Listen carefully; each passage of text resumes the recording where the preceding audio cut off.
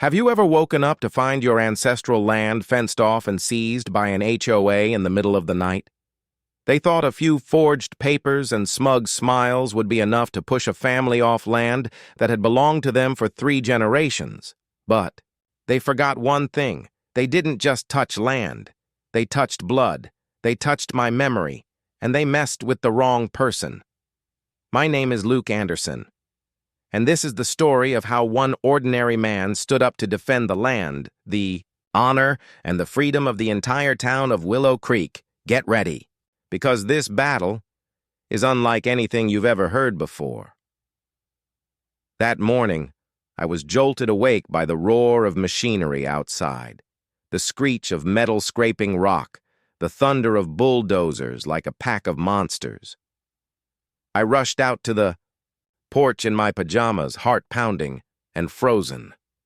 The entire Anderson Ranch, 15 acres of land that had been in my family for 3 generations, was sealed off by a 10-foot-high steel wall, encasing it like a prison. Every gate, every path, every fence line, blocked by red and white iron barricades. Standing right in front of me was Carla Benson, the president of the Willow Creek HOA. She stood there, high-end heels sinking into the wet soil, crimson lips curled into a smug smile. Beside her, a group of well-dressed people in tailored suits held champagne flutes that sparkled in the morning sun. They laughed, pointed, like they were watching a circus act. Carla Benson waved, a stack of papers in my face, her shrill voice slicing through the air. "You have 48 hours to vacate the premises, Mr. Anderson. This land is now under HOA control. If you don't leave, we'll be forced to take appropriate action." She emphasized, appropriate action. With a sinister wink that made my blood boil, I snatched the stack from her hand. Tiny printed letters, bright red HOA stamps, full signatures, supposedly legalizing the land seizure. I flipped through the pages fast and immediately saw the signature at the bottom. It was mine. Forged. Blatantly and criminally forged. But I didn't react. I gripped the papers tightly, looked Carla straight in the eye, and said just one thing, cold as steel. "You people just made the biggest mistake of your lives." I saw her smile falter for the briefest second, then return, full of smug confidence, as if she held all the power in the world. She didn't know. They didn't know. I wasn't just a farmer with dirt under his nails. I was the county land commissioner, the man with real legal power over this soil, and the forged signature they used. That was the very evidence I'd used to drag them straight to hell. As they raised their glasses and laughed beneath the sun, I turned and walked back into my house, already planning every move. Laugh while you can. By tonight, none of you will have anything left to smile about. The papers shook in my hands, not from fear, but from fury, and from the promise I made to my grandfather on his deathbed. Never let anyone, no matter how rich, powerful, or cunning, steal our land, Luke. This land is our blood, our honor, our family. Never forget that. I didn't forget, and that morning, under the rising sun, I made a vow. They will pay. In money. In freedom. And in every ounce of fake dignity they're hiding behind. I stepped back inside the house, slamming the old wooden door behind me. At that moment, there was no room left in me for anger, only cold logic, sharp as a scalpel. The first thing I did, opened the safe beneath the staircase. Inside, wrapped tightly in moisture-proof plastic, were the original property deeds along with the legal documents my father and grandfather had spent their entire lives protecting. I pulled them out one by one, inspecting every sheet carefully. Deed of ownership from 1951. Original county land. Survey, clearly defining the property boundaries, complete with official county stamps. HOA exemption certificate, a rare document, explicitly confirming that the Anderson Ranch was never under the jurisdiction or interference of any HOA evidence. Solid, complete, indisputable. Next, I grabbed the landline phone. the old rotary model mounted on the wall since my grandfather's day, and dialed straight to the county attorney's office. On the other end, the gravelly voice of Harold Bulldog Whitmore came through. The seasoned lawyer everyone in Pine Valley knew well. Specialist in taking down greedy HOAs, Whitmore. "Here. Who's this?" he growled. I replied curtly, "Luke Anderson. I've got a case of illegal land seizure, forged signatures, and I need you here immediately." I could hear him practically leap from his chair through the phone. "Address? I'll be there in 20 minutes. Bring every document you've got, Luke. This time, we will go big." I hung up and looked out the window. Luxury cars from the HOA squad still lined the ranch entrance, their glossy windows gleaming like a flock of vultures waiting on a carcass. Carla Benson, that sly fox, was still out front pointing fingers, discussing something with her crew of bottom-feeding lawyers. I just smirked coldly.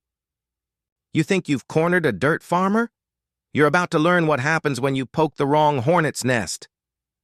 20 minutes later, the deep rumble of an old engine echoed down the dirt road. An aging but powerful Ford pickup roared up the lane. Behind the wheel, like an old wolf stepping out of his den, sat Harold Whitmore, sleeves rolled up, leather briefcase in hand, eyes narrowed like he could already smell the victory. He stepped out, spat onto the ground, and growled, "Now, show me the geniuses who just signed their own trip to jail, Luke." I pointed straight at the iron barricades cutting across my land. Right there on the spot, Harold and I photographed the entire fence illegally blocking private property, recorded video of the unauthorized HOA signage posted on my land, captured audio of Carla's threats and those of her cronies, with a mic I'd planted earlier. Piece by piece, the evidence was collected and packaged with care. These would be silver bullets in the legal battle ahead. Before he left, Harold clapped a heavy hand on my shoulder, his eyes glinting with something dangerously close to joy. "I'll handle the legal war. You, Luke, tonight. Take it easy, and rest up. Tomorrow we raise hell. They won't just lose the land, they'll lose their reputations, their careers, maybe even their freedom." That night, I sat alone on the front porch. The night breeze swept across the wide-open ranch, carrying the scent of damp soil and seasons of family harvests. Above me, 1,000 stars lit up the sky, and in that still silence, I could almost hear my grandfather's voice echo.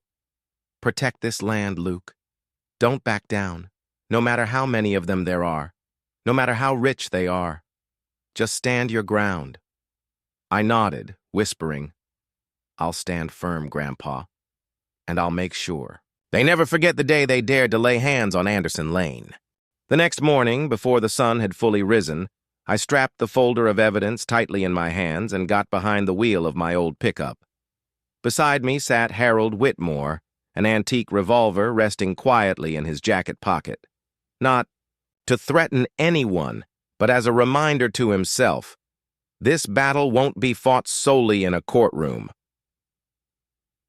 We drove straight to the Pine Valley Hall of Justice, where the offices of the Federal District Police and the county prosecutor were located.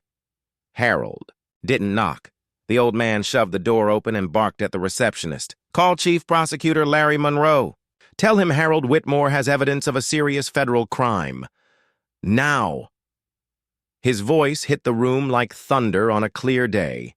Less than 10 minutes later, I found myself seated across from Larry Monroe, the most notoriously strict man in the county, silver-haired, steel-rimmed glasses.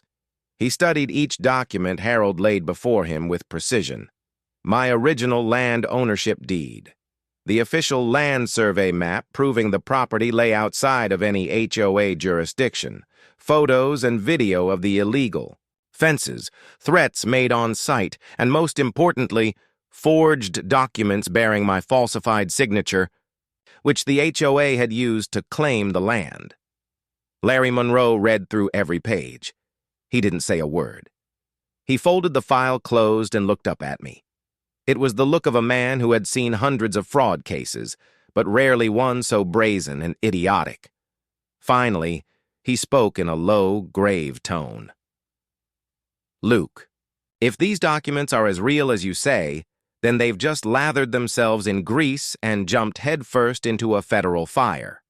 The charges may include forgery of official documents, trespassing on private property, abuse of HOA authority, conspiracy, to seize high-value assets, and if they had accomplices, criminal organization charges as well.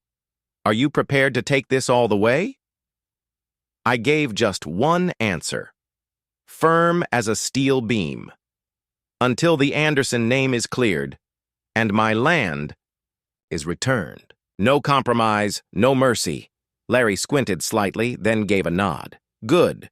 From this moment forward, we're launching a formal criminal investigation. I'll also notify the media, so if the HOA tries to pull anything shady, the whole town will be watching." As we left the courthouse, Harold clapped me on the back, chuckling. "Those HOA snakes don't even know what storm's heading their way, Luke. The real party has only just begun."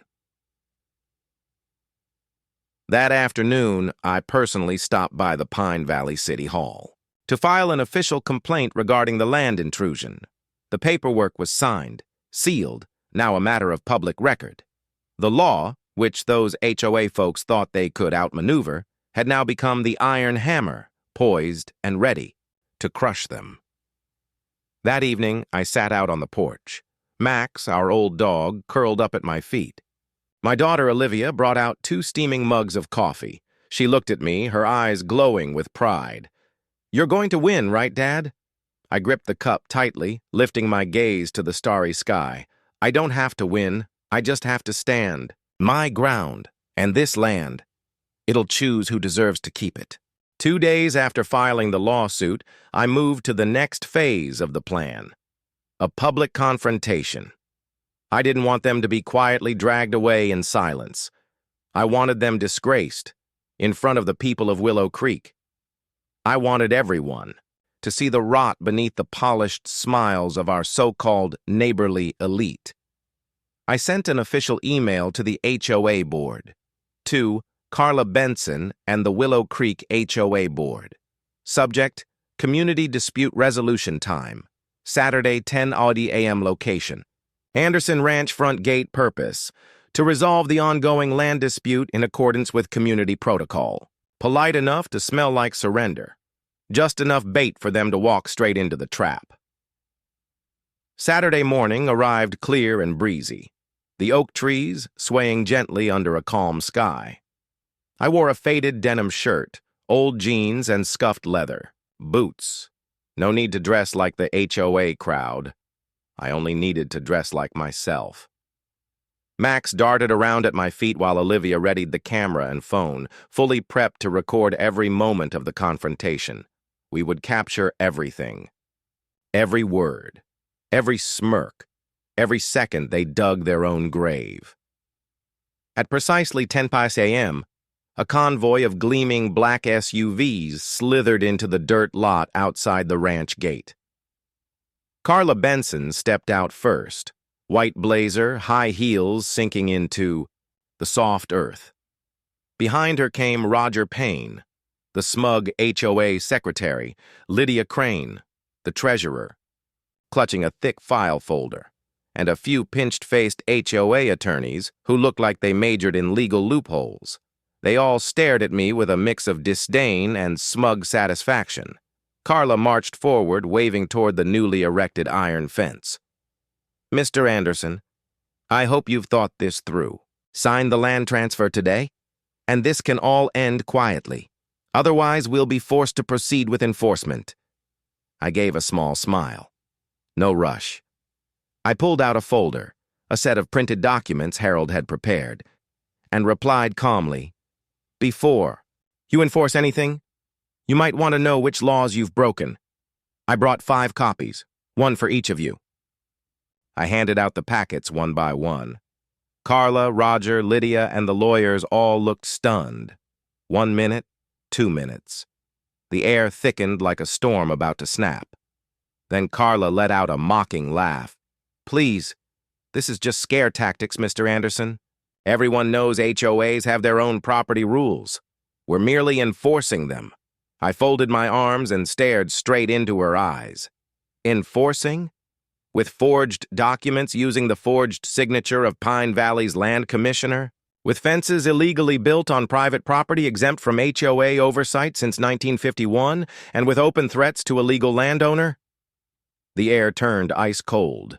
Roger Payne went pale. Lydia Crane swallowed hard.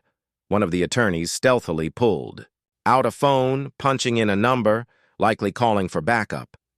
Before they could recover, I added, "Oh, and in case I forgot to mention, this entire meeting, from the moment you stepped foot on Anderson Ranch, has been recorded. Both. Video and audio. A copy has already been delivered to the federal police and the county prosecutor's office. You have the right to remain silent, or keep tightening the noose around your own necks. Your call." Carla's face flushed from red to purple. She stammered, You're threatening us." I shrugged. "No, the law is threatening you. I'm just standing here, watching justice do its job." In the distance, flashing red and blue lights lit up the horizon. Federal police cruisers and county vehicles roared down the dirt road, kicking up a cloud of dust. Deputy Monroe stepped out first, leather jacket, handcuffs gleaming, eyes sharp as steel. "Carla Benson, Roger Payne, Lydia Crane, you are under arrest for falsifying public documents, trespassing on private land, and conspiracy to unlawfully seize property. You have the right to remain silent." His Miranda warning echoed like a blade across the wide blue sky. I stood with arms crossed at the ranch gate, watching each set of cuffs snap around the wrists of those smug HOA elites, and feeling something unexpected. Relief. Not rage, not vengeance, just the quiet satisfaction that comes when truth and the law finally crushes the corrupt. The news spread faster than a prairie fire in summer. Within 24 hours, every morning bulletin from Pine Valley to 3 neighboring counties ran bold headlines. HOA president arrested for land fraud. Scandal rocks Willow Creek. Television footage zoomed in on Carla Benson, no makeup, hands cuffed, head hung low, shuffling through the courthouse hallway. Roger Payne, trembling like a fall leaf, clutching a stack of papers that now served as evidence against himself. Lydia Crane, sobbing quietly, her wrinkled blazer clinging to her like a crumpled rag. I sat in the old rocking chair on my porch, Max resting his head on my leg, eyes fixed on the flickering TV screen. Olivia sat next to me, beaming from ear to ear. "Dad," she said, her eyes gleaming, "it's like watching an action movie. But you're the main character." I chuckled and shook my head. "It's not action, sweetheart. It's justice. And sometimes, justice needs a little push." Not long after, my ranch gate turned into a pilgrimage site for the whole town. Mrs. Jenkins from the neighboring farm brought over a fresh, steaming hot apple pie. Mr. Carter, the old man who once swore he'd never vote for anyone under 70, shook my hand with watery eyes, his face flushed with emotion. Even the young folks like Bobby Mills swung by, hauling coolers and food, helping me repair the fence that had been torn down. Everyone had a story. Fined by the HOA for planting vegetables instead of roses. Threatened for flying an American flag that was too large. Publicly shamed for installing a security camera. But now, the wall of fear had crumbled. The people of Willow Creek, silent for far too long, had found their voice again. At a special district meeting, under pressure from public outrage and relentless media scrutiny, a historic decision was made. The Willow Creek HOA is hereby dissolved in full. All assets, funds, and powers of the organization shall be revoked and redistributed back to the community in accordance with the law. Any residents harmed shall receive compensation. That night, our little town turned into a festival. Car horns blared down Main Street. Pies and BBQ were spread across the town square. A popular local country band volunteered to perform for free. To celebrate the day, Willow Creek became free from the HOA. Everyone was looking for me in the crowd. Some wanted to shake my hand, others asked for a photo. One elderly woman, over 80, with trembling hands, gave me an old American flag and said, "Keep it, Luke. You defended this land the same way my grandfather did long ago." And that's when it hit me. I hadn't just defended the Anderson Ranch. I had stood up for the whole town, for the right to be free, for the right to live without oppression, especially from those hiding behind the mask of authority. That night, I sat alone again under the porch roof. A cold beer in my hand, Max resting his chin on my boot. Above me, thousands of stars shimmered, silent witnesses to everything that had unfolded. I looked up and whispered into the night wind, "Grandpa, we won. And this land still belongs to those who truly deserve it." After that victory celebration, I thought it was all over, but as it turns out, that was only the beginning of the HOA's real nightmare. Just days later, the federal police, in coordination with the county prosecutor's office, launched a large-scale investigation, and what they uncovered was filthier than anything I had imagined. A list of crimes the HOA had secretly committed: embezzling HOA funds, pocketing hundreds of thousands of dollars in landscaping fees, threats and coercion, faking fines and legal threats to pressure residents into selling their land below market value, tampering with public land records, illegally altering property maps to expand HOA territory, colluding with private contractors, secretly auctioning off land from non-compliant homeowners, who were in truth just victims. KPV News ran evening headlines with damning footage. Carla Benson, former president, escorted into court facing 29 criminal charges. Roger Payne and Lydia Crane, each facing 18 charges. 5 more board members were named in the ongoing investigation. And perhaps the bitterest twist? Several contractors and legal firms that once partnered with the HOA were now being subpoenaed, many facing suspension of business licenses. The corrupt empire of the Willow Creek HOA had officially collapsed.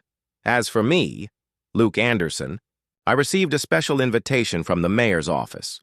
They asked me to attend an emergency session on sweeping reform of the county's land management policies to ensure no HOA ever gains such power again.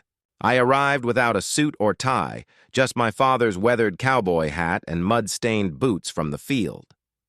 As I stepped into the hall, over 200 townspeople stood and applauded thunderously. That applause, it wasn't for a decorated hero. It was for an ordinary man who stood his ground, refused to back down, and defended what was right. The session moved swiftly. New ordinances passed to heavily restrict future HOA powers. All residential associations are now required to maintain transparent financials and submit to independent audits. Zero tolerance on any form of land seizure or intimidation. Most notably, Willow Creek was officially declared the first HOA-free zone in Pine Valley County. That day, as I stepped out of the hall, Mrs. Jenkins, holding her signature pie basket, slipped a small note into my hand. I unfolded it. Just one simple line. One person standing up to oppression can change the whole world. Thank you, Luke. That night. I sat again on my porch. Cool wind rustled the golden wheat fields beyond. Max lay calmly at my feet. Olivia leaned her head on my shoulder and whispered, "You kept your promise to Grandpa." I smiled gently, brushing her hair back. "Not just to Grandpa, sweetheart, but to this land, a land that knows who loves it and who only wants to exploit it." 2 weeks after Willow Creek officially declared itself liberated from the HOA, my ranch became the epicenter of something this town had never seen before: Willow Creek Freedom Day. It wasn't organized by the town hall. It wasn't mandated by the government. It was entirely grassroots, a tribute from the people themselves. From early morning, convoys of trucks, SUVs, and even a few old horse-drawn wagons rolled down the dirt road to the Anderson Ranch. Some brought folding chairs, others pitched tents. Many hauled coolers of food and ice. A local country band even showed up with a full sound system in tow. I stood by the fence with a cup of coffee in hand, throat tightening at the sight. Grandpa, if you were still here, you wouldn't believe it. This land, once surrounded by wolves in business suits, is now a fortress of freedom. At exactly 10 a.m., Olivia, in a simple denim dress, climbed up on a makeshift stage set up in the grassy clearing. Her voice rang clear across the fields. "Good morning, everyone. Today we're not just celebrating that the Anderson Ranch stood its ground. We're celebrating the freedom of every single person in Willow Creek. No more HOA, no more threats, no more silence. We are the rightful stewards of this land, and we will protect it forever." The crowd erupted in thunderous applause across the fields. The event lasted all day. BBQ cook-off. Mr. Carter took first prize with his legendary honey-glazed ribs. Wagon. Decoration contest.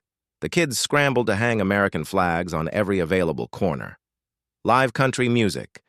The Rusty Boots Band had everyone dancing to classic ballads and boot-stomping tunes. In the middle of the open field, a large wooden board was erected, hand-painted with bold words: Willow Creek, land of the free. No more HOA, no more chains, only pride and liberty. One by one, townspeople lined up to sign their names, adults, kids, silver-haired veterans and young mothers with babies in their arms. I took the pen and, with a shaky hand, wrote the first name, Luke Anderson. Right next to it, Olivia carefully wrote, "For Grandpa, for freedom." As the sun dipped low and golden light washed over the wheat fields, Carter approached me with a wooden mallet and a gleaming metal plaque in hand. He grinned. "Time to make it official, kid." I took it, and with the entire town watching, I hammered the plaque onto the front gate of the ranch. Anderson Ranch Est, 1951, Land of Eternal Freedom. Each strike rang out, solid and strong, like the heartbeat of the land itself. When night fell, the townsfolk gathered around a massive bonfire. I stood, raised my glass of soda, and my voice echoed into the wind. Willow Creek. This isn't just my victory. It's all of ours. They could build fences. They could forge documents. They could plot and scheme. But they could never, and I mean never, take away this spirit of freedom. Let's protect it. Let's pass it down to our children. Because land isn't just dirt. It's blood. It's history. And it deserves to be defended. At any cost. Kai. Crowd roared with applause into the night. Bonfire light flickered across glowing, smiling faces. Willow Creek, a small town, had come alive that night as a stronghold of liberty, and me, Luke Anderson, I was just a gatekeeper, a watcher of the land, a man who did what needed to be done. The week-long Freedom Festival came to an end, and Willow Creek gradually settled back into its peaceful rhythm. No more threat letters slipped under the front doors. No more men in white polos loitering on street corners. No more absurd violation, notices hanging from front yards. All that remained were the breeze drifted over golden wheat fields, the distant lowing of cattle across the hills, and the sound of laughter and voices echoing joyfully through the valley. In the days that followed, I spent time repairing the scars left by the battle, removing every piece of steel fencing the HOA had installed illegally, repainting the main wooden gate, a deep reddish brown, just like when Grandpa was alive, installing a new engraved sign, Anderson, Ranch, freedom forged through blood, sweat, and loyalty. Every morning, Olivia and I walked Max along the fence line, inspecting each stretch of land. She had grown through this battle, stronger, steadier. She was no longer the girl who just buried herself in books inside the house. She understood. Now, land doesn't defend itself. It takes people brave enough to stand tall and do what's right, even if it means going up against the whole system. One late afternoon, as the sunset bathed the fields in gold, Olivia handed me an envelope. Inside was her high school graduation invitation, and with it, a handwritten note. "I've decided to study law. I want to protect the land, just like you did, Dad." I read it over and over, hands trembling, my eyes burned. But I looked up, knowing Grandpa was watching, and I knew he'd be proud. That evening, I hosted a small gathering at the ranch, fresh-baked pies and cold beer, American flags fluttering, proudly out front, neighbors pouring in from every direction. Before we raised our glasses, I stood and looked around, at every familiar face, every smile that had stood with me through the darkest days, and I spoke. We went through a battle not just to keep land, but to keep dignity, to keep the right to live without bowing our heads. And tonight, we don't just celebrate victory, we celebrate legacy, a legacy built with courage, loyalty, and love for this land. Never. Forget, my friends, freedom isn't a gift handed down, it's a duty to defend, and if one day someone tries to take it again, there will be another Luke Anderson who will stand up and hold that fence line, just like we did, just like we always will. Applause and cheers blended with the wind. Willow Creek was no longer a forgotten name on some dusty map. It had become a symbol of courage, of liberty, and of people who would never back down. And I, Luke Anderson, understood one thing above all. True victory isn't when your enemies fall, it's when you stand tall, with your dignity intact, and pass down a better piece of land to the next generation. It is a reminder, freedom is not a gift.